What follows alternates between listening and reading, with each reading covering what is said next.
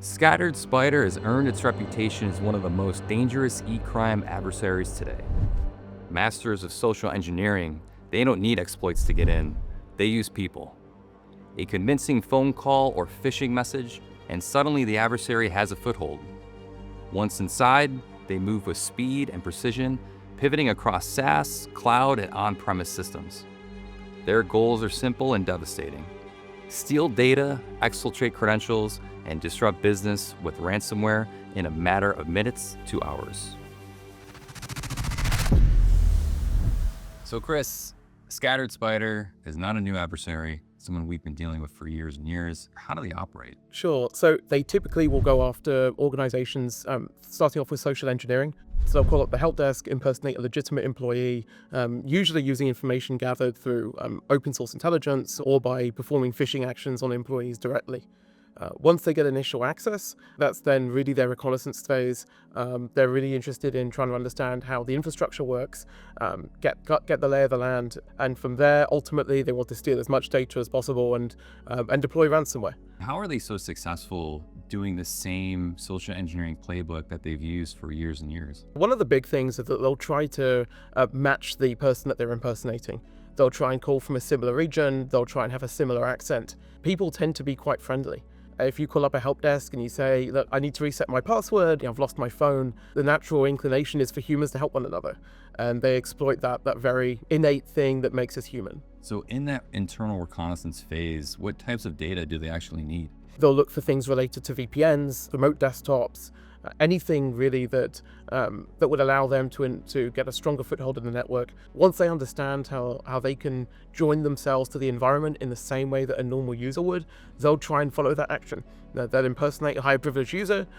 They'll try and bind their machines into MDM. They'll set themselves up their own multi-factor authentication devices. Most of what they do will look like someone generally looking through files and logging in normally. And what other types of persistence do they employ? Sure. Once they get on premises, they'll typically try and get as quickly as possible over to hypervisor infrastructure. From there, they'll set themselves up backdoors both in the management systems as well as sometimes the back-end hypervisors. Tell me about ghost VMs. Ghost VMs are something that we're starting to see some threat actors use. Essentially allows them to set up a virtual machine on a back-end hypervisor without that being registered in the management system. This allows them to have a route into the environment and proxy network traffic, but without that virtual machine ever appearing as existing. Tell me about how they're exfiltrating data. So for on-premises databases, for example, they'll usually set up their own utility virtual machine, install on there common tools that allow them to access databases from multiple different vendors. When taking data from the cloud, they get a little bit more creative. Sometimes they'll synchronize directly from one cloud bucket to another. Sometimes they'll leverage free trials of extract, transform, load, or ETL tools. Usually that will allow them to copy data over both extremely efficiently by using these third-party services, but also in a way that doesn't immediately look suspicious. And it seems like the cherry on top of their attack is encryption. So they work with typically Eastern European-based ransomware groups and are clients of the ransomware as a service model. Most recently, they've been working with Dragonforce, but we've linked them to several others in the past. The ransomware really for them is just the end of the playbook. It's a way of causing some disruption, telling everyone that they're there and ensuring that they get a payday. We've worked cases where encryption was not successful. We intervened before then, but because data was stolen, they still very much reached out and attempted to get a ransom. So walk me through our typical response. What does it look like from the initial call from a victim organization saying they need help? We'll immediately get Falcon deployed to as much of the customer's environment as possible.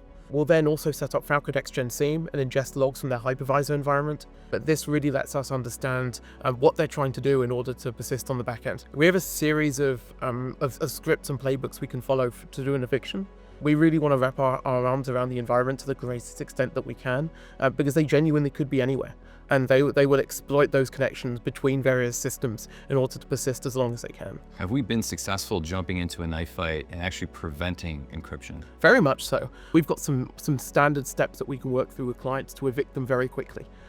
And it's really important that we do, because the longer they're in the environment for, the higher the chance that they're going to destroy backups and then ultimately blow the door on the way out. What are some proactive services organizations can employ to minimize the risk of becoming a victim of a Scattered Spider attack? something like a tabletop or something else provided by our strategic advisory services team will be perfect, because it will actually really test the readiness of the organization and ask the difficult questions.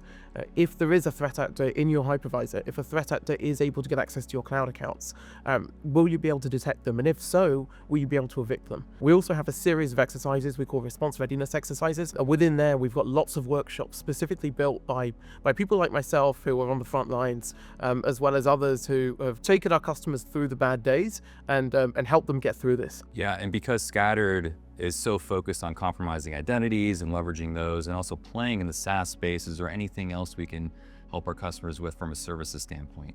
Yes, so we have a couple of assessments that we do, specifically identity and the SaaS spaces.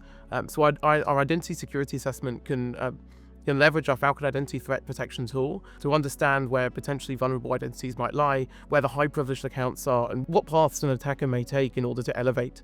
Our SaaS security assessments are very similar. So we can connect to Falcon Shield, start ingesting logs, and then look for both common misconfigurations and evidence that an attacker may be within the environment. All right, Chris, thank you so much. Thank you.